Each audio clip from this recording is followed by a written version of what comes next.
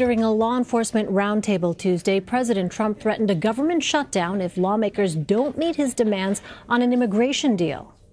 If we don't change the legislation, if we don't get rid of these loopholes where killers are allowed to come into our country and continue to kill gang members, and we're just talking about MS-13, there are many gang members that we don't even mention. If we don't change it, let's have a shutdown. We'll do a shutdown, and it's worth it for our country. I'd love to see a shutdown if we don't get this stuff taken care of.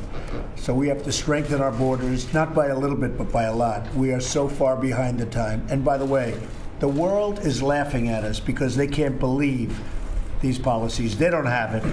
I could name 15 of them right now. No other country in the world has what we have. And we're going to get it stopped. And if we have to shut it down because the Democrats don't want safety, and unrelated but still related, they don't want to take care of our military, then shut it down. We'll go with another shutdown. Astead Herndon, national political reporter for the Boston Globe, is in Washington.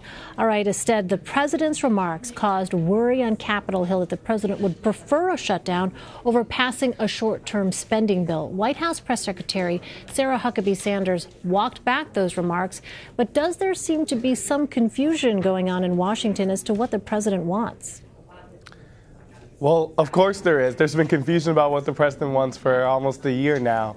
This is just another example of the president being somewhat wishy-washy on policy and really causing strife on Capitol Hill when it comes to that. When it comes to this issue specifically, of course, he has centered his campaign and his presidency around immigration reduction, nativist policies. And so that has been a central figure and a calling card for this White House. They said they will not sign a bill that just singularly fixes DACA and also provides money for border security, but they want broader scale reductions in legal and illegal immigration. And so that puts Democrats in a tough spot, but it also puts other Republicans in a tough spot. At this time, they're trying to punt down the road and pass the short-term spending bill to kind of avoid the issues, but we'll see if the White House will go for that. I would say that they may, since we saw Press Secretary Sanders walk some of those remarks back.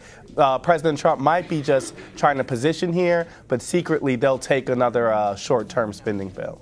Well, you recently wrote an article saying the president and Attorney General Jeff Sessions are exaggerating the threat of gangs like MS-13 to justify an immigration crackdown. Could you explain that? Yeah, I talked to a number of criminologists, a number of gang experts throughout the country, and they say a couple things. Not only does MS-13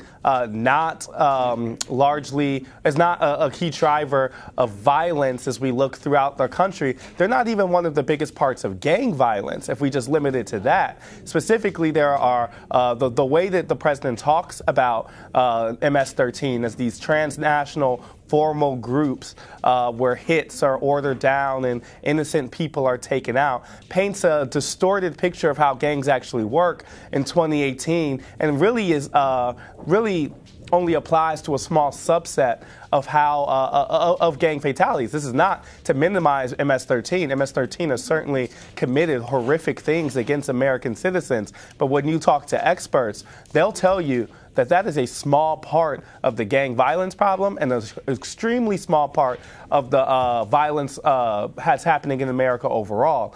And so what that says is that the president is maybe cherry-picking these incidents to justify the immigration policies that he wants and not the other way around.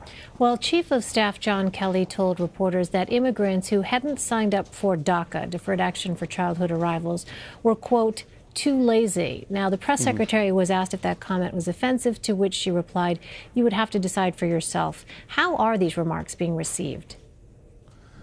Well, it certainly depends on who you ask. I mean, certainly people who look at this issue kind of objectively, or you ask DACA recipients themselves, or especially Democrats or some Republicans who have been supportive of them, they certainly found that offensive. Let's remember that these are not these are people who have known America as their only home. These are people who have jobs and contribute largely to our society. And for the Chief of Staff of the United States to be suggesting that they're lazy really caused some friction. But that is largely the view.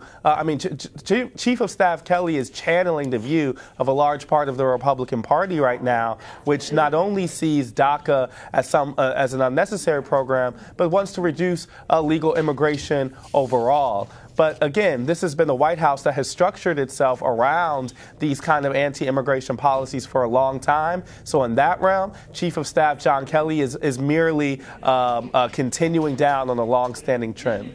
Well, all of this comes as the president weighs the release of the House Intelligence Committee's Democratic rebuttal to the Devin Nunes memo. Do we have a sense of when the president will make a decision?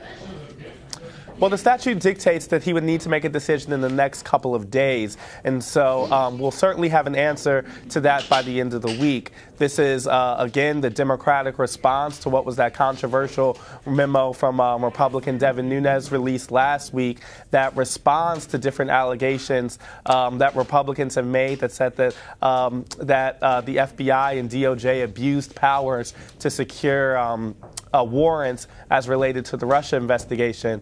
We don't know if the White House and then Republicans will release the Democratic response, but if they didn't, that would surely start another uproar because Democrats really believe that their memo and that their information refutes each point that Representative Nunes made.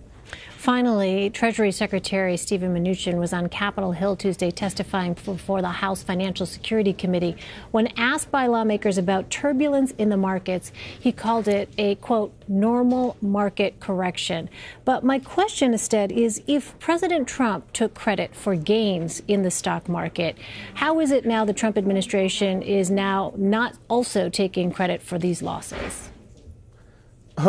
I mean, that's a great question. We've seen this, again, with this administration for a long time. And some of it is normal political spin. I mean, this happens with politicians often. But this is why people were saying you can't take credit for the stock market because you don't know where that's going to go in the future. But if you talk to economists, they'll tell you that the stock market, just when he was praising the stock market, that wasn't indicative of the overall economy. And a stock market downturn isn't indicative of the overall economy. But I would say that this kind of two-faced, this kind of wishy-washy way in this White House chooses which things to put forward. It has been pretty consistent for the last year, even if we go back to our previous conversation about gang violence. And so it's interesting because you have economists saying, well, they shouldn't have taken credit originally and they shouldn't be blamed now.